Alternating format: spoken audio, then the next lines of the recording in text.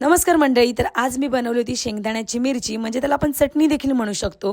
काय करायचं, सगळ्यात पहिलं पॅन ठेवायचं गॅसवर. त्याच्यामध्ये 10-12 हिरव्या मिरच्या, लसूणच्या पाकळ्या आणि थोडंसं जिरं ॲड करायचं आहे. आणि त्याच्यानंतर आपल्याला त्याच्यामध्ये थोडंसं तेल ॲड करायचं आहे. तेल ॲड करून झाल्यानंतर आपल्याला हे सर्व मिश्रण व्यवस्थित मिक्स करून घ्यायचं आहे.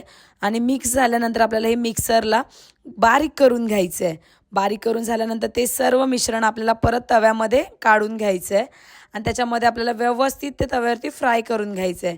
आणि त्याच्यामध्ये आपण कच्चे शेंगदाणे ते मी मिक्सरला जाडे बारीक करून घेतलेत, ते आपण त्याच्यामध्ये ॲड करणार आहे.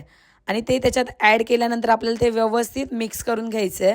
आणि आपल्याला जसं तिखट लागेल त्या अकॉर्डिंग तुम्ही मिरची ॲड करायची आहे. थोडंसं मी मीठ देखील ॲड केलं आणि थोडंसं मला मिरच्या कमी वाटल्या म्हणून अजून मी मिरच्या ॲड केल्या त्याच्यामध्ये.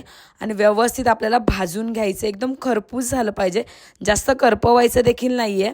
ते कुरकुरीत आणि असं क्रंची लागलं पाहिजे खाताना, असं आपल्याला करून घ्यायचं. स्लो गॅसवर करायची ही सर्व प्रोसेस.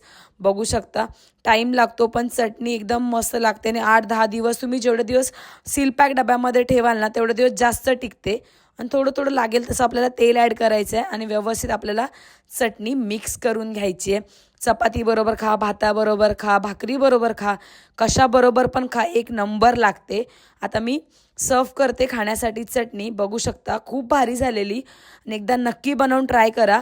कशी वाटते चटणीची रेसिपी नक्की सांगा. आवडली असेल तर लाईक करा, शेअर करा, सबस्क्राईब करायला विसरू नका. अशाच नवनवीन रेसिपी मी तुमच्यापर्यंत घेऊन येत राहीन. कशा वाटतात रेसिपी नक्की कमेंट करा. धन्यवाद. या सर्वांनी चटणी आणि चपाती खायला.